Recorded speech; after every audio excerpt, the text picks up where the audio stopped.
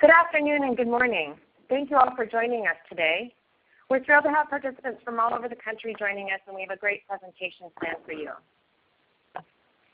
My name is Lisa Sock, and I'm the Digital Fundraising Director at Change.org, where I help shape our products and outreach to help our partners achieve their fundraising goals. I've worked in the fundraising and advocacy space for 15 years and with agencies and at organizations such as Amnesty International and the ACLU. And have helped numerous organizations and build and shape high-results digital advocacy and fundraising programs that also contribute to direct mail and telemarketing. I'm delighted today to be joined by two amazing and well-respected colleagues in this space. Madeline Stanionis and Gaby Golub are going to share with you their experiences and expertise about year-end fundraising. They are now going to introduce themselves. Madeline?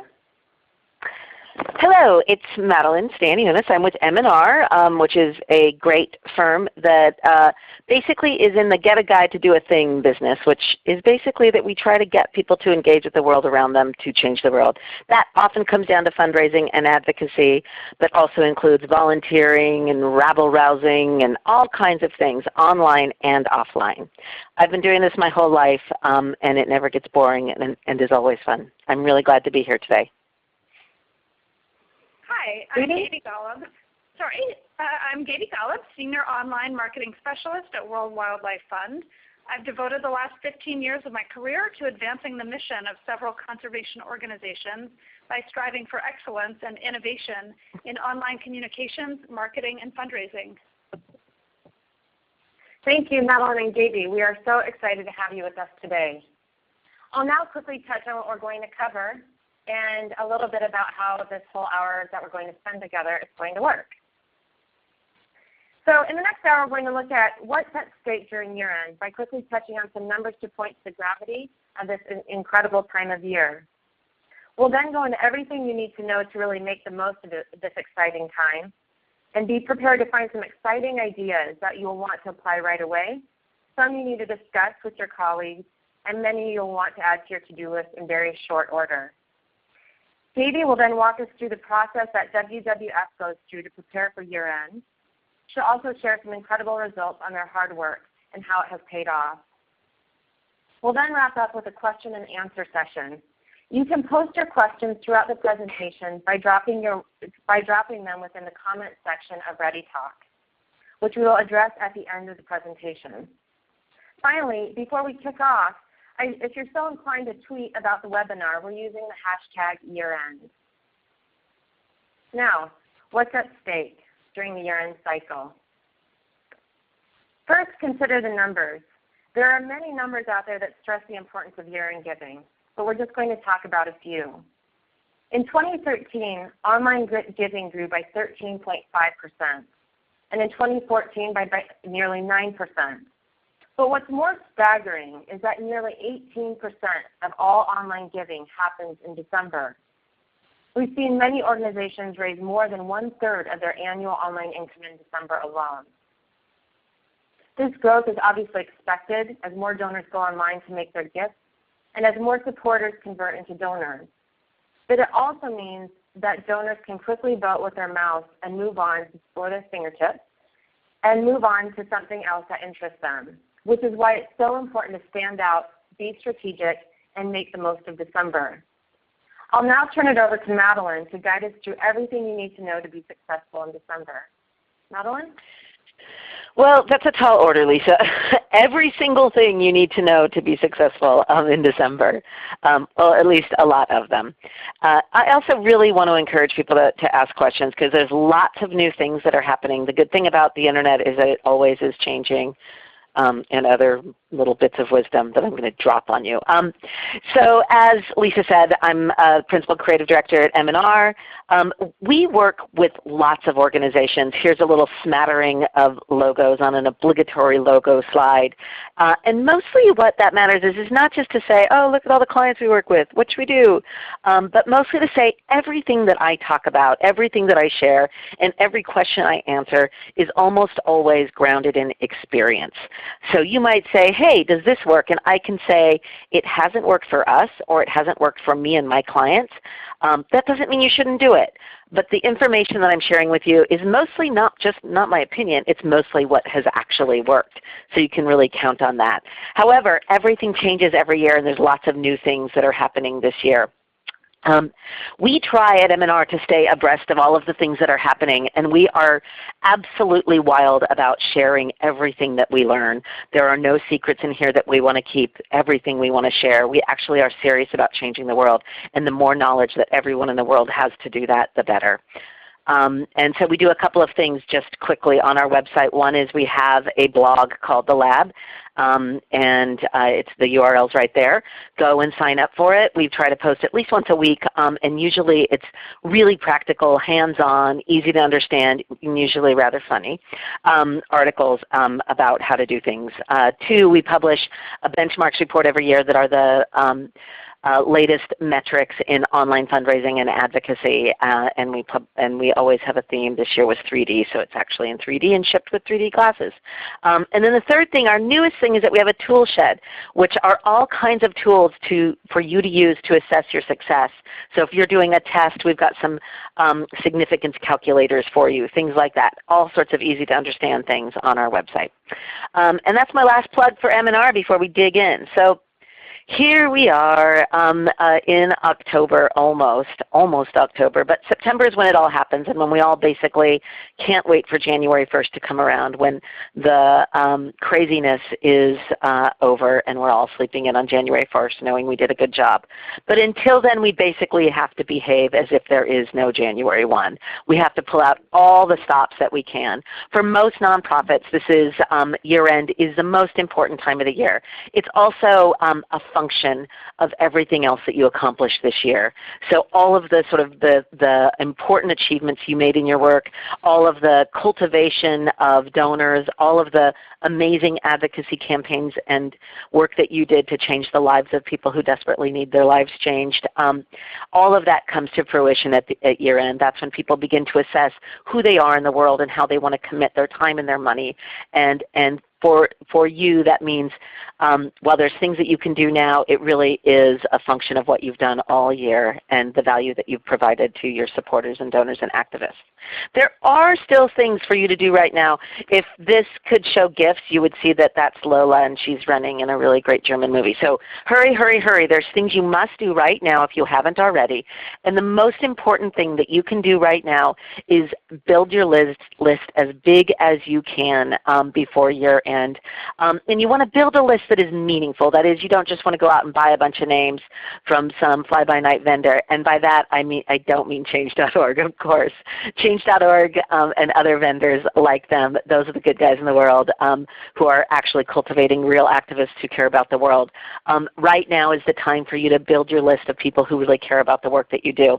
So in addition to working with Change.org, there are things that you can do. So for example, Children's Hospital of Los Angeles runs a Halloween campaign where you can send a Halloween message to kids who are in the hospital. If you have cute kids and cute designs, that's a good thing to do. Planned Parenthood does all kinds of things, including fights, so many fights, it's unbelievable. Next week they have their Pink Out Day, but they too are always doing things right around September, October of building their list so that before year-end fundraising comes along, they've got just as many people as they possibly can for that important time of the year, in addition to achieving their advocacy goals. So another way to build your list is a quiz. This is a Women Are Watching quiz about the crazy thing legislators say. It's lots of fun. You could go to their website and track it down. Other ways to build your list right now are really list building campaigns and advocacy campaigns that get people connected to your mission and your message. And I can't say that strongly enough. So you could go build your list of saying, hey, get a free this or a free that. There are things that you can do like that, but they don't build your list with people who are committed to your mission. So the more that you can do to build your list with people who are committed to your mission. This is Wildlife Conservation Society, and this is their pledge to not buy or sell ivory. And that is such a strong part of what the Wildlife Conservation Society does. So building their list with people around that message will serve them well come year end. Katie Martin's asking about tips and tricks for organizations to rise above the fray. That's exactly what today's about, Katie. So that's what we're digging into as we go. And then here's another quiz. This is the Chesapeake Bay Foundation. I'm mostly showing it because it's really funny. Oysters, what are they hiding? It's a great quiz. Quizzes are great ways to engage folks. As I said, though, the other screenshots I showed you of other organizations and Change.org are good ways. But the most important takeaway is hurry, run right now. Build your list as big as you can so come year end, you're ready to go with a big and engaged list. The other thing that you can be doing right now is making sure that you're testing everything to know what your people love. You want to build a list of people who adhere to your mission, and you want to know why they adhere or what are the parts. So for example, perhaps you're an environmental organization or a wildlife organization. You may want to know if people like wolves better than polar bears. Wolves or polar bears? You guys can guess. Anyone have a guess? What do people like, wolves or polar bears? No one's voting. I don't see any voting in the chat. You know I'm not going to go on until you vote, people. Thank you, Katie Martin and Lucy and Amanda. Okay, you guys are good. All right, so fairly mixed. Lots of polar bears. All right, so the control is wolves. The test was polar bears for this organization. The winner is the control. The wolves won. That might not be the case for you, and that's the important thing. In your world, apparently, if you were my list, all of these people that are answering, polar bears would be the one. You want to test that in your emails and in your campaigns so that by the time you're entering year end, you know which one is the one that really pulls for you. And I'll bet you Gaby is going to tell us that when she talks about her campaigns for this year end at World Wildlife. All right, so you know what your people love. You got a great list. You've really done some good testing to know what your people respond to. And now you've got to put together a plan. There are all kinds of things that a plan has in it. But typically we like to start with a real concept. Year end is very much an institutional fundraising effort. Not always, but very much. And the reason I say that is that it's the part where people are giving to an organization usually, not usually an urgent, a catastrophe, although sometimes they happen around year end too. People are generally speaking giving to you as an organization because your organization, what you do, helps people be who they want to be in the world. It's aspirational. And so you want to put together that concept. And some people don't take a lot of time with that. They're like, yeah, we'll send a bunch of emails. They get right to the components. But I urge you to spend some time really getting in touch with what are the sort of things that people really gravitated to you and your organization around this year? What are the things deep inside that make you cry and make your constituents cry? That's what you want to be doing at year end, is really getting in touch with this sort of essential human nature. Why is it that people give to you? What is it the real reason? Is it guilt? And is it because they cannot stand the idea of another day going by that a child is hungry? Like really getting in touch with that and putting together a theme and a messaging framework and the art direction that goes with it. And then considering all of the different components and promotion that you have. So these are a bunch. There will be more on this list next year that we don't even know about. Email, website, your social media. Are there partnerships? What kind of advertising? How are you supporting your campaign offline and integrating with other channels? So those are all things to consider in the plan. Here's a quick and dirty one. William asked, how early should you prepare the year-end campaign? Well, I do not know of an organization that is not starting to put that plan together right this very minute. So if you haven't started yet, no stress. You should probably just do it when you hang up the phone. How's that? Pretty soon though, and usually people have a plan in place by around early October of what they're going to do. It's not that you can't pull it out. I know you guys are all amazing and can probably pull it out and do it at the last minute, but it just makes your life easier when you plan ahead and give yourself the time. Here's an example of Children's Hospital of Los Angeles' plan from last December. They were going to run this institutional multi-channel end-of-year fundraising campaign, and their theme was Live LA, Give LA. And what they were really tapping into which is something I didn't really think, frankly, quite get, was the pride of supporting something locally, and really sort of the fact that that hospital is the hospital, is their hospital. It's not just any hospital, it's the hospital that serves their community. So that was their overall theme, and so under that came lots of messages and art direction around that. So that was sort of their overall theme. And a good example, this is sort of the list of things that they were, elements that were going to be included in their plan. They were going to do 6 emails, 5 of them were appeals. This is last year, with a double match raised to a triple match on December 31st. And homepage support, some organic social media promotion that is not paid, Clippers, which is apparently a sports team. I don't know what kind, I'm embarrassed to say. Their AdWords, their display ads. So this gives you a sense of what they were doing. You might not have all of those in your plan. William asked, should you account for emergencies? If you're an organization that deals with emergencies, you probably should factor those in. But you might also be asking, hey, what if an emergency occurs in the middle of year end? What does that do to your organization if your organization isn't working on an emergency? That happens all the time. I remember 2004 when the Indonesian, it's a word that starts with a T, isn't it? Tsunami. I was about to say typhoon. Tsunami. That happened on December 20, I want to say 6th or 7th. And that really, that importantly and absolutely took all the wind out of a lot of other organizations' sails, and rightfully so. It was a major national disaster. So that sometimes happens. It also is true that for many organizations that you might be dealing with, for example, the Syrian refugee crisis, that is something that you want to factor into that. And it may be if you're an organization that is working with refugees or organizing around them, that you may want to make your campaign around the work that you've done with those refugees this year. So that may be the case. It just is different for every organization. So you also want to consider, hey, what worked last year and what do we want to try this year? Because the Internet changes so much, which is such a stupid sentence, but you know what I mean. It does. It's different in other channels where things haven't changed nearly as rapidly. Every single year there's things that have emerged and evolved, and so you could and should be changing up what you did in the past. Somebody asked about how do you stand out? Well, for some organizations you might consider doubling the number of emails you send.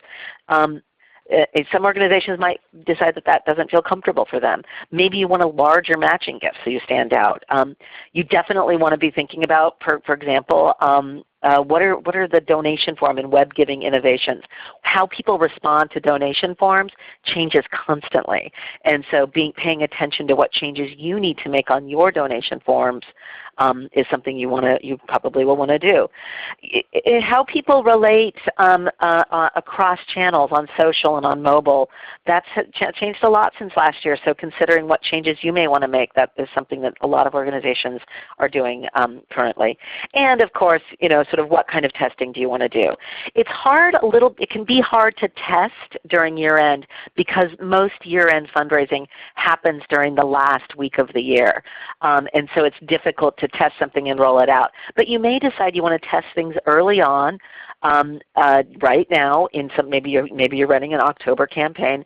That would be a good place to test, for example, the wolves versus polar bears debate, or another kind of what really motivates folks test, so that you can roll it out in year end. The other thing that we often do is we'll do testing during year end that we might not be able to roll out during year end, but we can roll out in the spring and summer and fall and the next year end.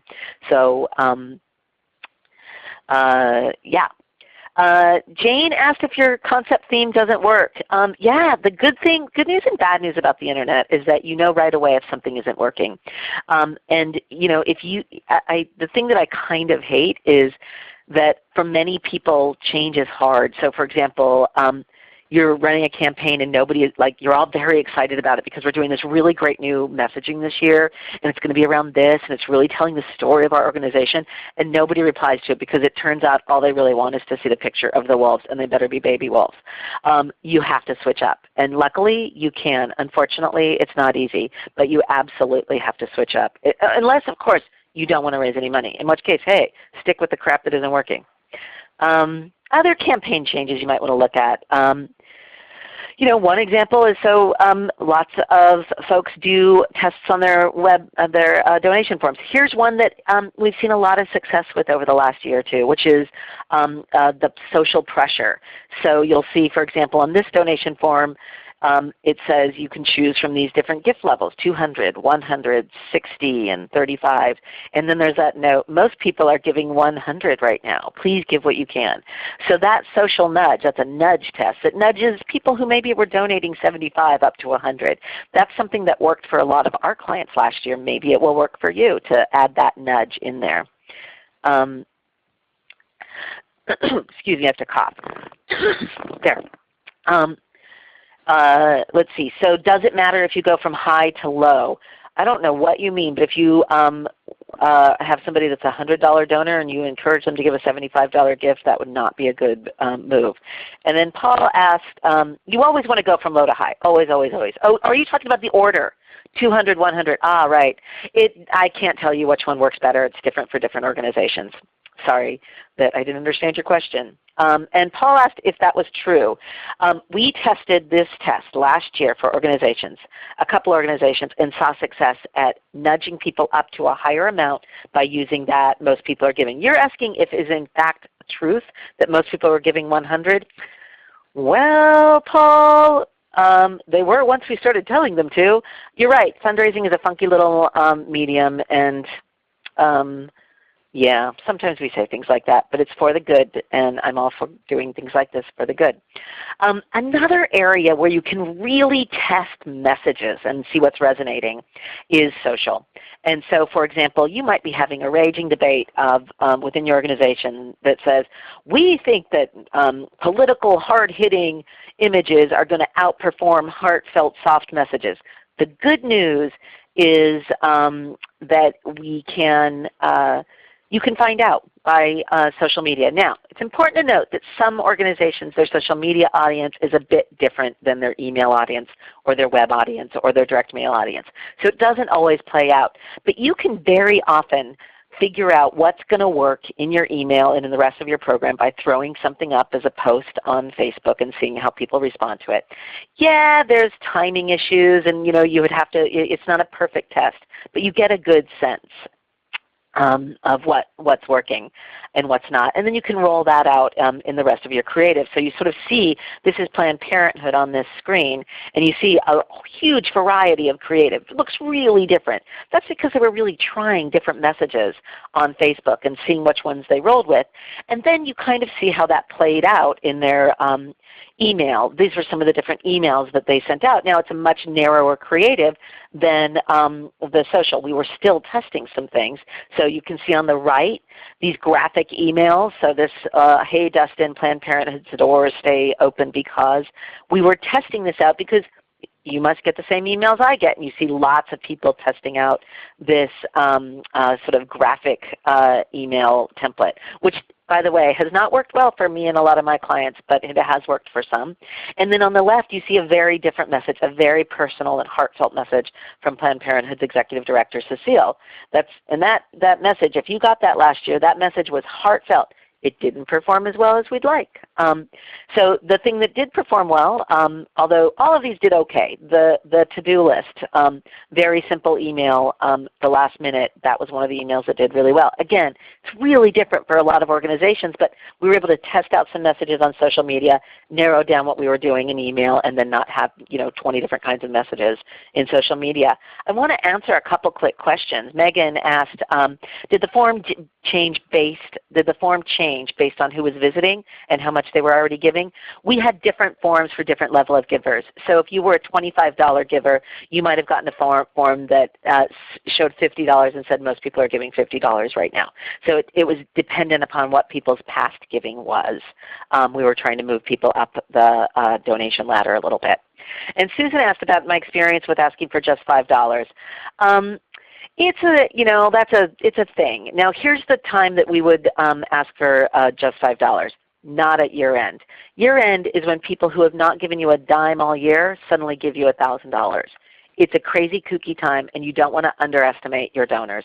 And so I would not do that at year end unless you're at the very last minute and you've sent people 6 emails and it's 7 p.m. on New Year's Eve, then you might, if you want to convert people. I like to save $5 asks for people who've been on the list for a long time and haven't given, and perhaps I'm just trying to convert them. But very often you'll find you might get more donors, and you might want to look at them over time and see, did I get 100 donors in, giving it $5, and how many of them gave again, how many of them moved up that list. So it is different for different causes, I will say.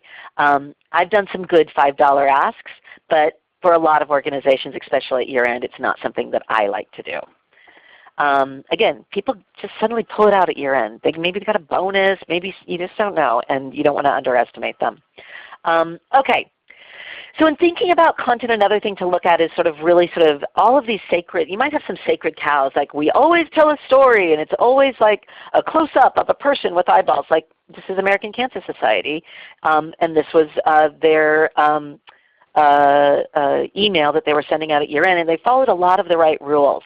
And then they decided to shake it up a bit and not follow the rules and try something new, because who knows, maybe some things have changed. So you see the old version follows a lot of rules we like. Close-up of a person, a very kindly person who probably looks a lot like their donors, right? I'm Marcy, very personal. We actually ended up testing an email that was completely different. And so it didn't have that close-up of a face. And you know what happened? We found out that after holding that sacred cow as the thing we always did, that this actually did better for their organization. So that's a thing that you may want to do. William, where can you get a list of the rules? Wouldn't it be nice if there were just rules and we could follow them? There aren't really, William. There just isn't. Although I did write a book on raising money with emails. There's lots of rules in there. This presentation that we're giving you today, you get to download it and keep it. So you can look at this, and then just pay attention to what other organizations are doing at year-end, especially big organizations. They're usually testing the heck out of things. You can also go to our labs, M&R's lab. It's our blog, and we do a big assessment after year-end every year and look at what the trends are and what are the things that we saw happening. So take a look there. All right, I want to talk about another organization that had played with their content quite a bit. And before I do that, though, Tracy asked about why we thought this did a little bit better. I have a couple of instincts. You can never really know, right, about what's going on in your donors' heads. But we had this feeling that this is a story, Marcy is a story of someone who had cancer, got cured, it solved, the end. There was no place for a donor to really help her. This was a feel-good story about someone who has survived. And that's great. We like those stories. That tells the impact of American Cancer Society. But it doesn't it's not about the donor. It's really about Marcy, and she doesn't need our help anymore because she's ACEs at this point. So in some ways we felt like there's some things we could have tweaked about that. But instead we went with a different direction that was, nothing compares to hearing the words, "You're cancer-free." It's a little bit broader of a story. This particular message talks a little bit about the experience of having cancer and how we're all going for that. It's a little bit the middle of the story versus the end of the story. So those are some of our instincts. We're not positive that we ever get to know exactly why, because again, we move on so quickly to the next thing, we can only say what happened in that particular instance. Anne also asked about is it the content in the email? That is, I think you mean the copy or the look. I will say that the content and the creative and the look is all sort of blurred into one for many people. So you can't really, it's hard to distinguish, is it the look and feel of the email or is it the copy? And it's different for different people, but it all does need to work together. We have done things where we've had copy tests where the design stayed the same, and we have seen differences, but very often it's hard to get to that nuance of what is the one thing. So we often talk about a test like this as a package test. That is, it's the whole thing. It's the look, it's the feel, it's the theme, it's the actual copy, all of that stuff. And it is true, Tracy asked about, it's the comment, it's not about the donor. This is all about making the donor feel engaged, right? And to a certain extent, absolutely. we do want to make the donor feel engaged, and we want to make sure that we're telling the right story that says the donor has a role to play in how this world changes, how we alleviate suffering in someone's life. So it is about engaging the donor, but it's about engaging donor in the work that you do, not just, I'm never one to say this is about glorifying the donor. This is really about, hey, you have a role to play in this world, and here's a way for you to do it. I want to keep going quickly because I'm probably making everyone else on the call crazy that I'm not going fast enough, and there's so many good things to share with you. I want to talk a little bit about Mozilla, who broke every single rule of fundraising with their year-end campaign in 2013, and it worked.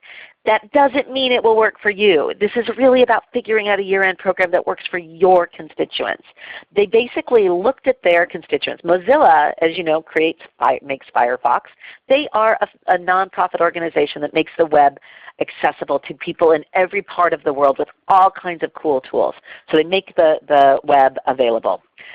Their supporters look a lot different than many supporters. So they first dissected that supporter.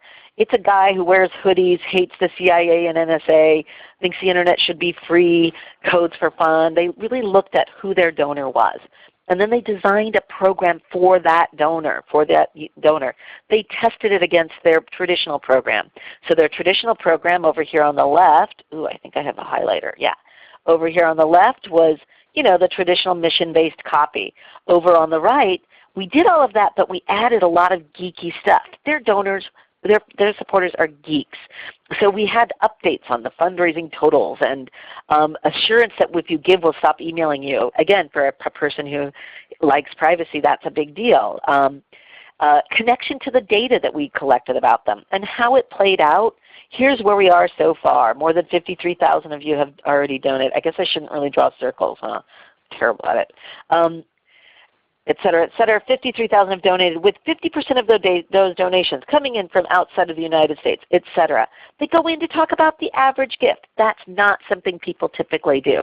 But because they were sort of saying, okay, we think our donor is a geek, they did this through the entire campaign that they ran. So every email, on the web, social, everywhere. So it was a full package test for an entire month, basically. It included actually landing people after they'd made their donation onto their blog about where all the donations were coming from. Sort of like they're all about the open web is their phrase. So they fundraised in the open. They asked people to vote on what subject line they could use next, et cetera. It was pretty crazy. And they were open about what the results were, and then they used them.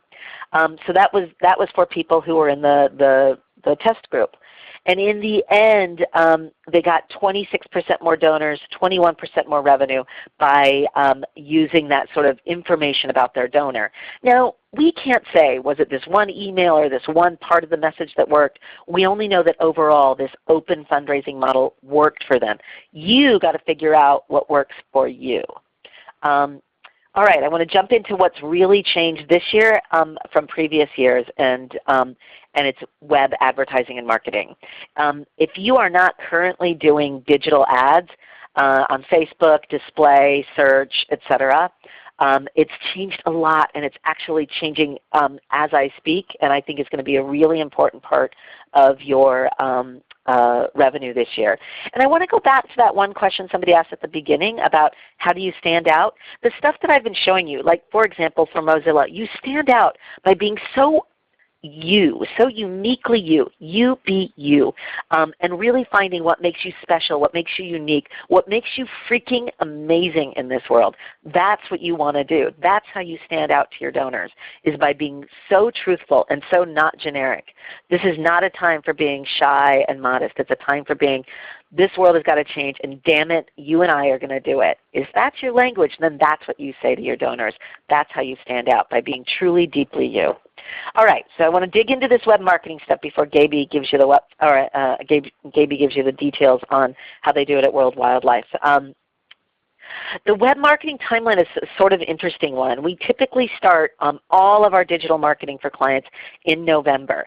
And usually by around mid to late December is when we know what we're doing. And that's important because those last 2 weeks of the year are so critical. This is a timeline, for example, for one organization in which we were serving ads to people who had landed on a donation page. And we found out that anybody who had landed on the donation page, we could serve ads to them up to 4 hours after they landed on that donation page about donating to an organization. But if it had been more than 4 hours since they went to a donation page, we didn't bother serving ads to them.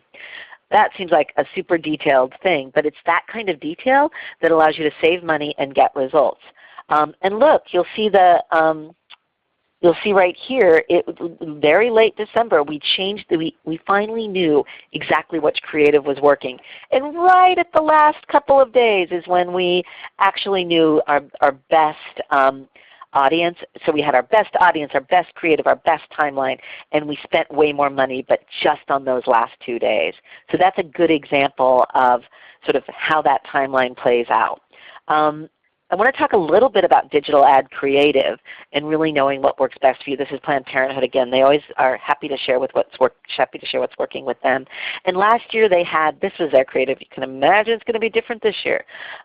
This was the creative that we were serving up last year, and it was doing really well. But our ads team, our combined ads team internal to them and to us, were sort of like, could we do better? So we added in this last piece of creative. Think birth control is worth fighting for? And you know what? That one just blew the other 3 out of the water. It is worth adding more creative in and continuing to find what works. So even though we were satisfied with these guys, we were like, well, these are doing pretty well. What if we tried one more ad just to see if we could get something out? So when we say we adjust creative at the end, this is what I'm talking about. We add a little bit more creative to see what works. I want to talk just a little bit about paid search. Paid search is a real, most of you are probably doing paid search. It's such an important part of your year end. And I just want to say a couple of notes about it. One is that remember when people search for your organization that your paid search landing page is your new homepage. People might not ever get to your homepage.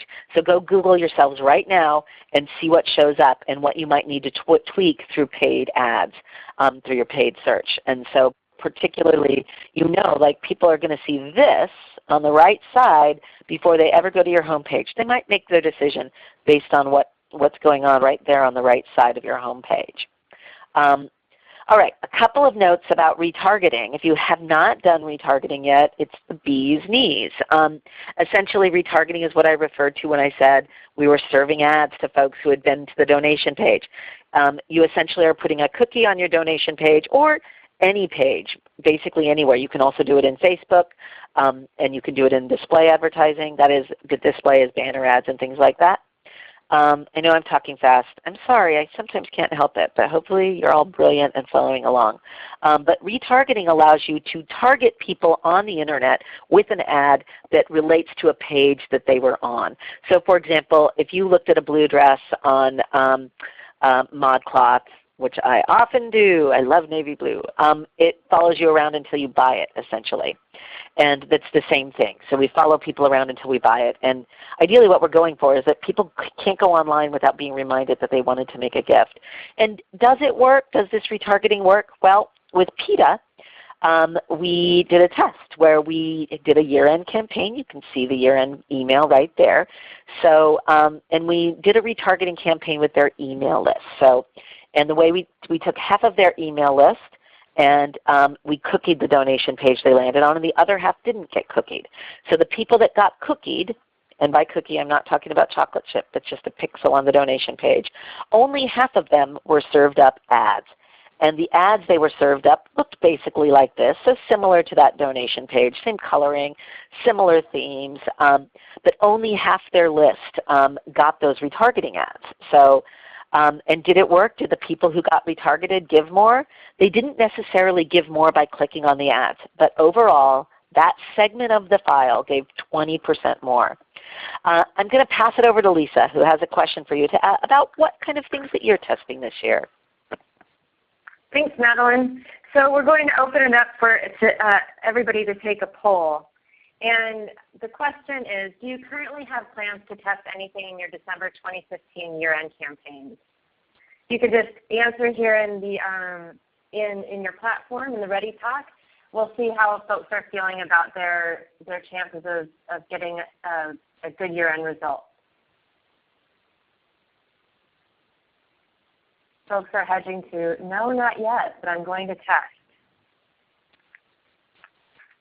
Great. It looks like there's a lot of folks who know that they probably need to, immediately after this webinar, put together their plan and go work on both their tests and their overall year-end fundraising plan. So thanks, Melon. That was a really incredible, in-depth look at both why year-end is so important and why it's even more important to have content and compelling stories that relate to both your donors and your supporters at large. We'll just take a quick look at the results here. And more than 50% of you know that you don't have your plans in place yet, but know that you're going to test. So that's very encouraging. I just want to go over a couple really quick concepts before I turn it over to Gaby.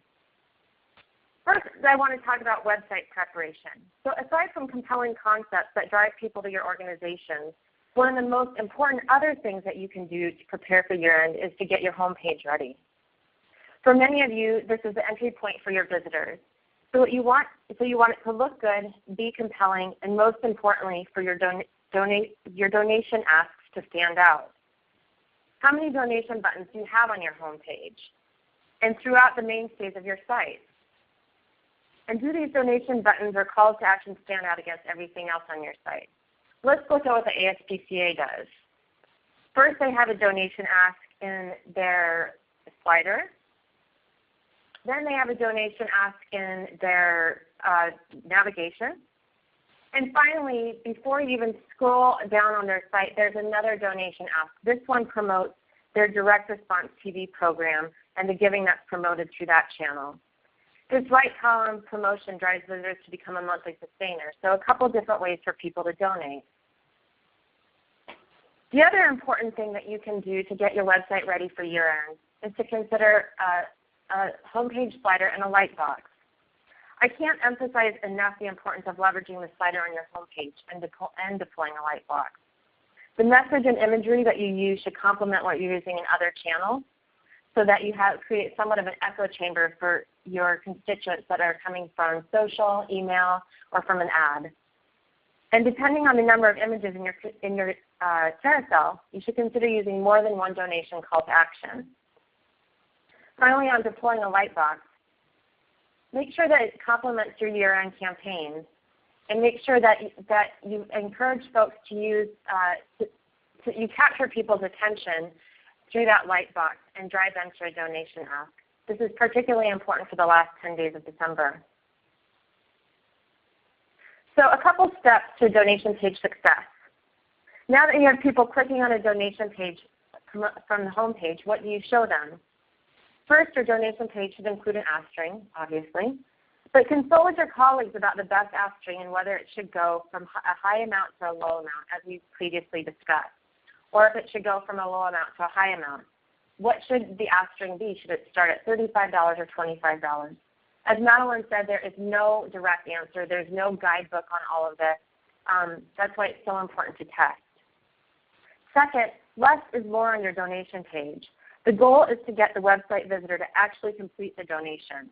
So try to keep the form streamlined and resist the urge to ask every question that you can possibly put on your donation form. Third, don't assume an image, graphic, or video are going to increase donation page conversions.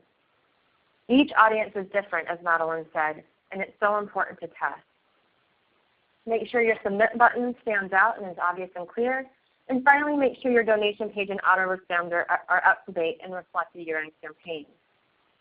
Just another housekeeping piece is make sure that you take some time to review the financial information such as your 990s and annual reports and that they're up to date on your site. And make sure that the Why Give section of has been reviewed for relevance based on recent work. If your organization has been validated by Charity Navigator or the Better Business Bureau, make sure that those logos are on your site and be sure to have the proper paperwork permissions done before you do so.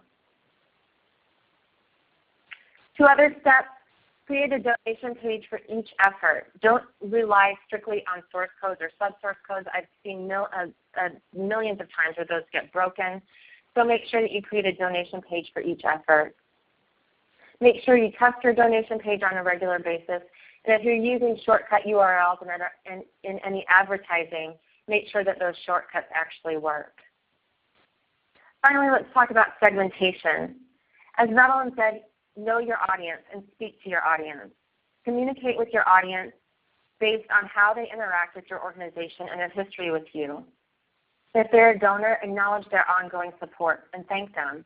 If they've engaged on a number of advocacy efforts, give them credit for helping achieve a victory. Create segments that make sense to you and that make sense to your audiences, and acknowledge your constituents in meaningful ways. Here on the screen are a couple different common segments that I've seen throughout my work and a couple common suppressions. Finally, a schedule. Just overview, this should be somewhat of a roadmap for all of you that have not yet put your year-end plan together. A couple key things. From now through October, you should obviously be putting together your plan and engaging your list. Identify the key things that you want to test and the content that you want to prioritize. As Madeline emphasized, build your list and finalize your advertising plans. Establish buy-in across all channels and across your organization. Start your segmentation now and begin to refine it as your segmentation audiences sort of refine themselves. In November, you want to engage and cultivate, fine-tune your plan. Notify your vendors that you'll be sending an increased volume of email. This is incredibly important, particularly for the last week of the year.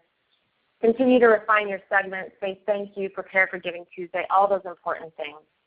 And then in December, when the rubber hits the road, it's all hands on deck. Make sure you launch your Lightbox, obviously optimize all your advertising, test your donation pages, make sure that all your donations are going through as you so desire. And monitor.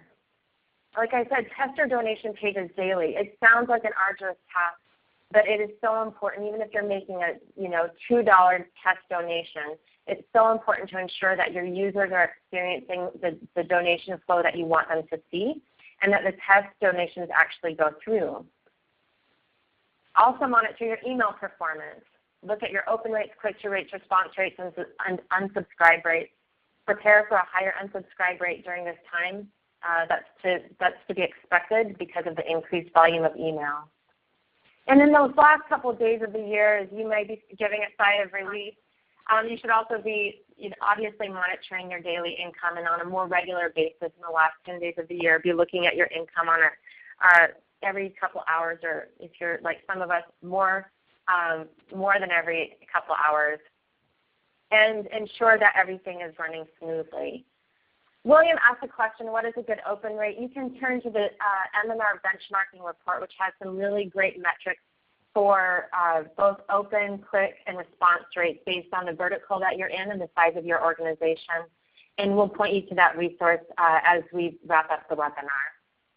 I'm now going to turn it over to Gaby, who is going to walk us through how WWF prepares for year-end. Gaby? Thanks, Lisa. I'm going to give some background on WWF's year-end fundraising campaign overall, and then we'll talk about the nuts and bolts of our plan. To start off, I'd like to give you a few figures about our recent year-end results. From 2013 to 2014, revenue from year-end went up 37%.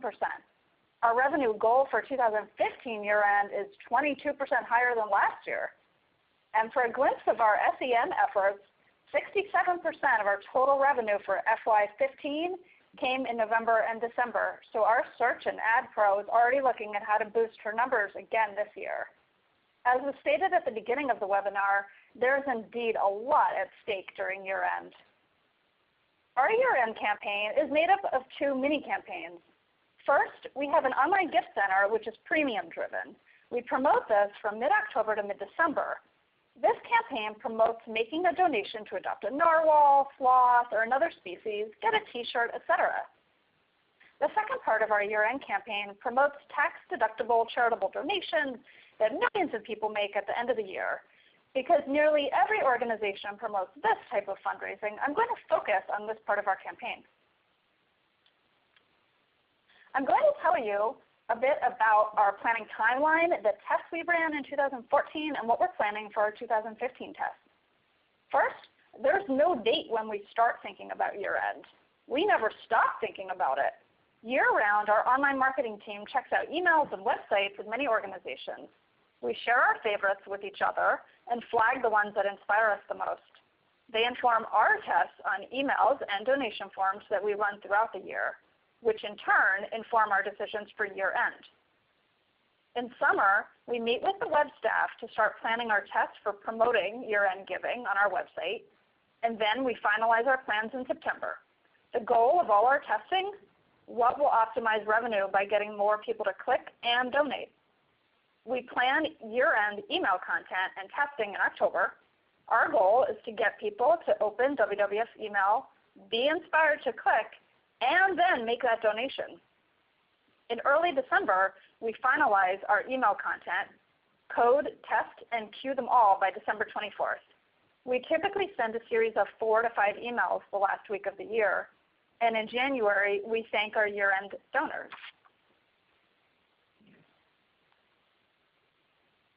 I'm now going to discuss the tests we ran for year-end 2014.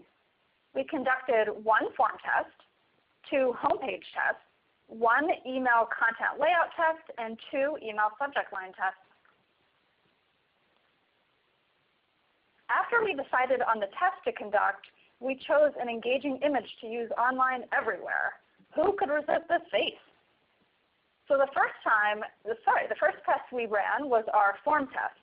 Would a premium, a 2015 calendar, motivate people to donate or not? The test was served to our web visitors and in the first email of our year-end series because we thought these 2 audiences may respond differently. With both audiences, the test got a few more donations than the control but saw a lower average gift, so we declared the control the winner. In December, the call to donate is featured prominently in the main section of our homepage, where about 30% of our year-end revenue is generated. Because of this significance, we prioritize optimizing the homepage call to donate. Here's a bit about the more conclusive homepage test we ran last year. Here you can see a screenshot of the control, which featured a polar bear image, a little bit of text, and a small donate button.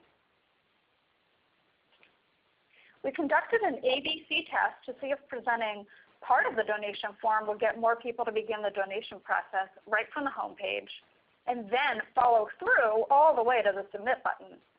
One variant, shown on the left, allowed people to type an amount they wanted to donate. When they clicked, they went to the donation form where their gift amount would appear. The other variant, on the right, invited people to choose an amount from a list or type in another amount and type their first and last name. Which one do you think won?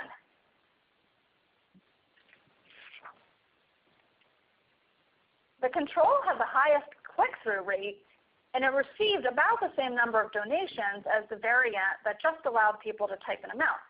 But the winner, with 97% confidence, was the variant with donation amounts and name fields. It brought in 50% more gifts than the other 2 variants and had a much higher average donation. We used this variant for the rest of December.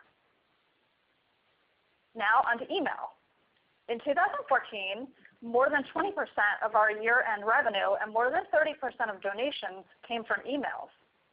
We sent 5 emails after December 25th and conducted tests for 4 of them. Let's talk about what we tested. Our first of 5 emails, shown here, tested a donation form, the control, which offered no premium, against a form that offered a calendar.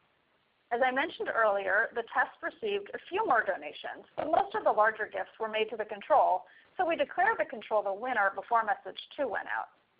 We needed to be prepared with our remaining 4 emails so that they would direct to the winning form. To do that, we created 2 sets of emails, queued them both for delivery, and planned to cancel the set of emails linking to the losing form. Yes, we set up a lot of emails. When we declared a winning form, we canceled the emails that linked to the losing form. This year, if we end up in a similar situation, we will use redirects that we can change so that they'll link to the winning form, so we're not doubling our work.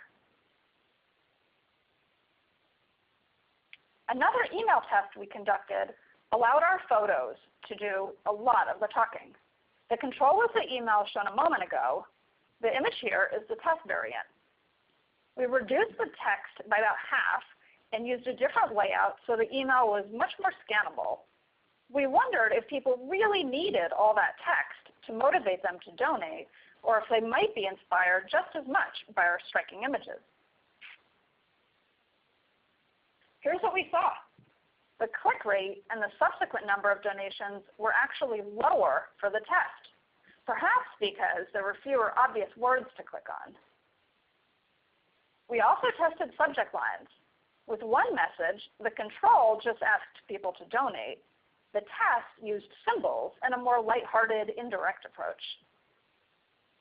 The open rate was slightly higher on the control, but the conversion rate was much higher. This test lost, as do many of our tests, and that's why we keep testing. We ran another test in our year-end series to see if an attention-grabbing subject line would lead to a higher open rate and conversions. With 100% certainty, the attention-grabbing headline won across all metrics, and we will very likely use that subject line again this December. So what will we test this year? Right now, we're narrowing down our test ideas for the donation form and are considering displaying the donation amounts from high to low, or pre-selecting a different amount from what we usually pre-select, or perhaps offering different amounts from what we usually offer. We're also interested in seeing if a different treatment of our submit button would have a positive impact, a different word, color, or size. We may run these tests on other forms in the coming months to see what works best. No matter what, the form will be optimized for all screen sizes so that it's easy to use for mobile and desktop users. On our website, we're looking at testing a lightbox or pop-up. We're also considering an off-canvas form, which would expand into the page instead of taking people to a new page, to see if that would work well for our donors. For emails, we typically highlight a variety of successes from the past year and major initiatives for the coming year. This year, we're considering testing other concepts, such as focusing on just one or two areas. Like many of you, I have not yet finalized my testing plans. To see what we do this year, I encourage you to sign up for our email at worldwildlife.org. That wraps it up. There's a lot to consider, but the important thing to remember is to have a solid plan, be nimble, test, and trust the data. Good luck to everyone this year, and thank you so much for your time. Thank you, Gaby, so much. That was very helpful. We have time just for one or two questions, and I see that there are a couple here in the chat. One is how long your test should run. Madeline or Gaby, I don't know if you want to take that one. Oh, it really just depends on the test. It really depends on the test. I would encourage you to go to the tool shed, though. There are some tools there that actually help you assess what you need to, what the quantities, et cetera, you would need in order to get a good test. It just depends. There's so many different kinds of tests. Thanks, Madeline. And then, Gaby, the question for you is, what platform are you using to run these tests? All of these tests, actually, some of the tests we run through Convio, especially if they're email tests. That's our email delivery service. But the form test I mentioned that we serve to our web visitors, we run through VWO. Great, thanks. We are out of time. I want to say thank you again so much to Gaby and Madeline for joining us today and sharing all their incredible wisdom with us all. Again, this webinar will be shared with you. We'll send out a follow-up email. If you have any additional questions, please stay on the ReadyTalk conference line. You'll be queued to take a survey. You can drop your questions in there, and we'll follow up with any answers that we have. So thank you again to everybody for joining us today, and best of luck with your December year-end campaign. Take care. Right on. Thank you. Bye-bye.